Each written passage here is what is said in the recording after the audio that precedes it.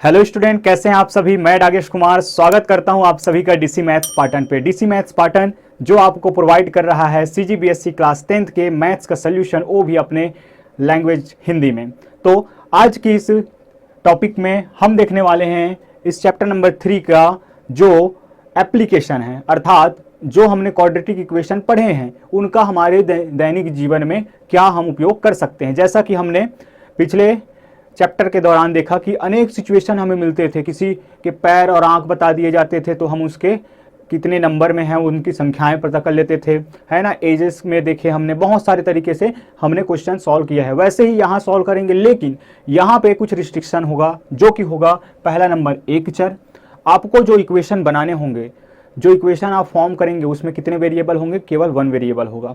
और दूसरा चीज होगा कि एक क्वाड्रेटिक इक्वेशन आपको बनाने होंगे। वहां पे क्या था, लीनियर इक्वेशन, यहाँ पे क्वाड्रेटिक इक्वेशन। चलिए देखते हैं इस तरह के क्वेश्चन से हमें कैसे निपटने हैं। तो पहले नंबर क्वेश्चन पे हम देखते हैं एग्जांपल नंबर 4, जो कि है आपका, यदि एक संख्या और उसके व्युत्क्रम का योग 2 सही 1/30 है तो संख्याएं ज्ञात कीजिए। क्या, यदि एक संख्या, कोई संख्या होगा और उसके व्युत्क्रम, व्युत्क्रम का अर्थ है उसको पलट दें तो क्या हो जाएगा, 1 के अपॉन में हो जाता है। तो उनका जो योग है वो क्या है, 2 सही 1/30 है। तब हमें संख्याएं ज्ञात करनी हैं। केवल इतना डेटा दिया गया है, इसके हेल्प से आपको क्या करना है, संख्याओं को पता लगाना है। आइए देखते हैं अब इस संख्याओं को हम कैसे पता लगा सकते हैं, और 1 वेरिएबल ही हमें लेना है तो हम कैसे लेंगे। सबसे पहली बात हो रही है एक संख्या की और उसी के व्युत्क्रम की। सारा खेल किसका है, एक संख्या की। तो हम क्या मान लेंगे कि वह संख्या कौन सा होगा, x होगा। कि माना कि ये है आपका एग्जाम्पल नंबर 4, एग्जाम्पल 4 हम मान लेंगे, माना कि वह संख्या x है। जब यह संख्या x है तब इसका व्युत्क्रम क्या होगा, इसलिए संख्या का व्युत्क्रम बराबर 1/x या 1/x होगा। अब प्रश्नानुसार जो बातें बताई जा रही है हम उसको यहाँ पे लिख देते हैं। प्रश्नानुसार इनका कहना है कि इन दोनों का योग कितना है, इन दोनों का योग है 2 सही 1/30। तो कर देते हैं योग, x + 1/x is equal to 2 सही 1/30।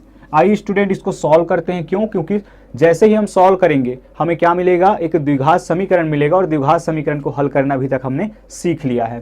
तो यहाँ से क्या हो जाएगा, ये यहाँ से हो जाएगा x × x क्या हो जाएगा, x², और +1/x। आई होप आप लोगों को ये अब सॉल्व करना आ जाता होगा। चलिए यहाँ इसको सॉल्व करेंगे तो ये क्या होगा, 30 × 2 60, और 60 + 1 क्या हो जाएगा, 61/30। इसी तरह सॉल्व किया जाता है आपके मिश्र भिन्न को। मिश्र भिन्न है, मिक्स फ्रैक्शन को कैसे सॉल्व करते हैं कि ये जो होता है आपके डिनोमिनेटर में, उसको आप जो सामने में लिखी संख्या से मल्टीप्लाई करते हैं और न्यूमरेटर की संख्या के साथ क्या कर देते हैं, ऐड कर देते हैं। अब क्रॉस मल्टीप्लाई करते हैं, तो क्रॉस मल्टीप्लाई जब हम करेंगे तो 30 का x² + 1 से होगा तो ये हो जाएगा 30x², प्लस 30 का 1 से होगा तो ये हो जाएगा 30 इज इक्वल टू 61 का x के साथ होगा तो 61x। आइए अब इसको एक क्वाड्रेटिक इक्वेशन अर्थात ax² + bx + c के फॉर्म में लेके आते हैं। तो 61x² इधर चल के आएगा तो क्या हो जाएगा, 30x² - 61x + 30 is equal to 0। ये रहा हमारा क्वाड्रेटिक इक्वेशन। अब इस इक्वेशन को सॉल्व करेंगे और x की वैल्यू लेके आएंगे। अब अतः गुणनखंडन विधि से क्या होता है, गुणनखंडन विधि से मध्य पद को तोड़ना। तो कैसे टूटेगा, सबसे पहले a × c करना। आप जानते हैं इसका अगर हम तुलना किससे करेंगे, व्यापक रूप से या मानक रूप ax² + bx + c से, तो a और ये रहा b और ये रहा c, a × c करके हम करते हैं। सारी चीज़ें पता है, तो a × c करने पर क्या आ जाएगा, यहाँ पे आ जाएगा आपका 900। अब 900 का हमें ऐसे दो नंबर्स फाइंड करने होते हैं जिनका मल्टीप्लिकेशन क्या हो, 900 हो, और उनका एडिशन सब्ट्रैक्शन क्या हो, हमें मिले 61 या -61। माइनस का जो चक्कर है उसमें अभी नहीं पढ़ना है, माइनस को छोड़ देना है हमें थोड़ी देर के लिए। 61 हम फोकस में रखेंगे। तो देखते हैं, तो इसके लिए हम क्या करते हैं कि इस 900 का क्या कर लेते हैं, फैक्टर्स फाइंड कर लेते हैं।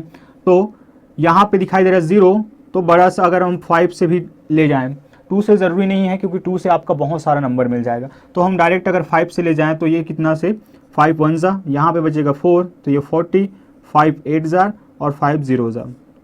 फिर 5 से जा सकता है तो ये जाएगा 5 3 ज़ा और 5 6 ज़ा। यहाँ से क्या हो जाएगा, 6 टाइम्स 6 से चला जाएगा 6 टाइम्स और फिर ये 1 टाइम्स। तो इस तरीके से मेरे पास 4 जो नंबर्स हैं वो मिल गए हैं। कौन कौन से, 5 × 5 × 6 × 6।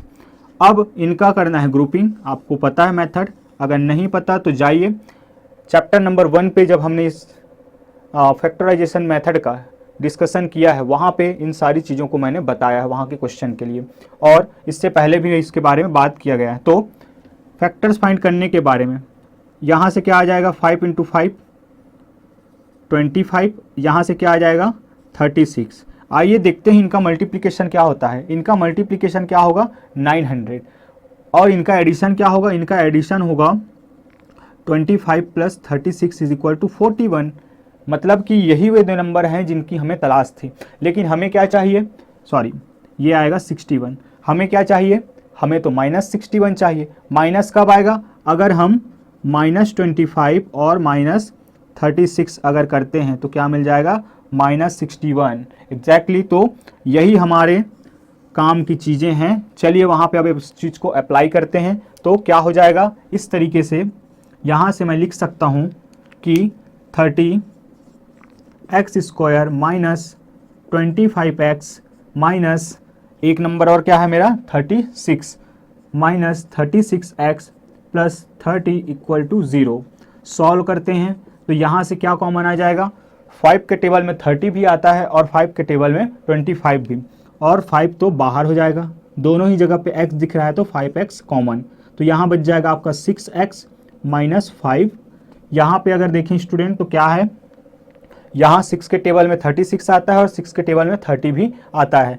तो 6 कॉमन निकल जाएगा। चूँकि यहाँ माइनस साइन है तो -6 जो है आपका कॉमन हो जाएगा। तो यहाँ से क्या मिल जाएगा, 6x बचेगा और यहाँ बच जाएगा 5 = 0। 6x - 5 6x - 5 मतलब कि हम सही दिशा में बढ़ रहे हैं। आगे बढ़ते हैं और इसमें से 6x - 5 जो है आपका क्या है, कॉमन दिखाई दे रहा है दोनों ही टर्म पे। तो इस तरीके से यहाँ से 6x - 5 जो है कॉमन निकल जाएगा। तो यहाँ बच जाएगा 5x और यहाँ बच जाएगा -6।